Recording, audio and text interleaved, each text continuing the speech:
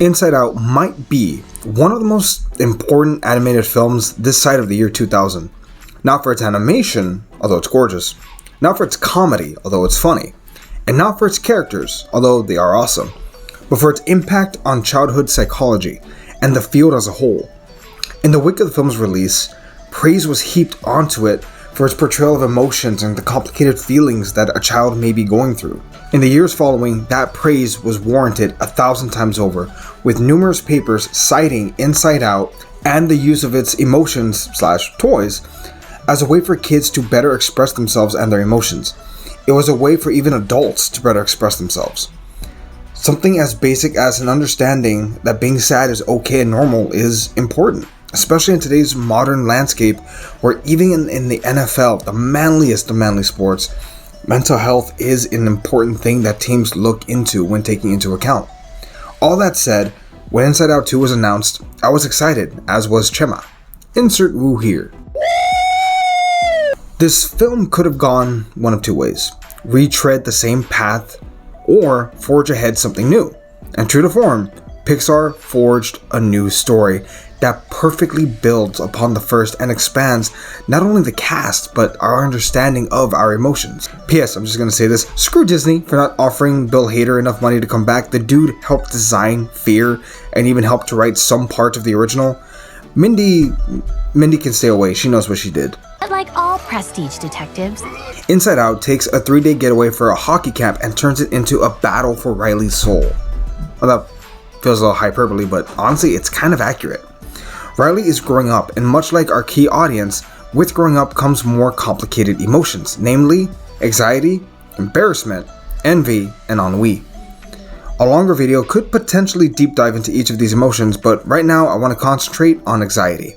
We find out that Riley's friends are going to a new school, and she's having trouble figuring out who she is, what is her identity, and it's interesting and shockingly relatable. As we grow up, how do we figure out who we are? Are we simply an amalgamation of our surroundings, or is it our core beliefs?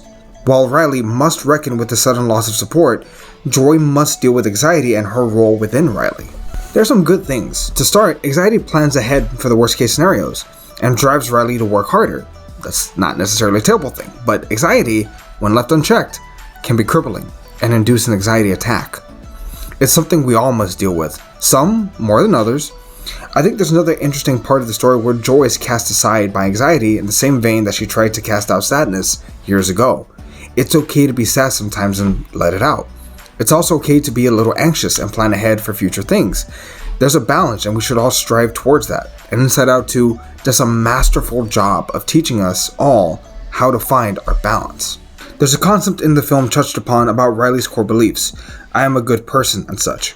During the anxiety attack, that belief system breaks, but in a good way. Hear me out. No one is a good person all of the time. No one should be sad or fearful all of the time. It's not as simple as being good, and that's a great thing that we should all understand at some point in our lives. I myself, I would say I have anger issues and some mild anxiety. It's not crippling, but I do fixate a lot on the future, especially now that I'm going to be a dad. It's normal to deal with these things, and I would say I've been lucky enough to have people in my life to kind of help me steer and direct my emotions and whatnot, like coming to terms and understanding myself. And I would say it's something helpful that we should all look through, whether it's through a professional or not. The film ends with Riley coming to terms with things and realizing that it will be okay in the end. Whether she makes the team as a freshman, whether she goes to a different school as her friends, whether she decides to go down a different route, she will be okay, and so will you. We have different pressures in each of our lives and different things we're all dealing with. But no matter the outcome, you will be okay. And I appreciate everything this film is trying to accomplish, and I believe it did everything.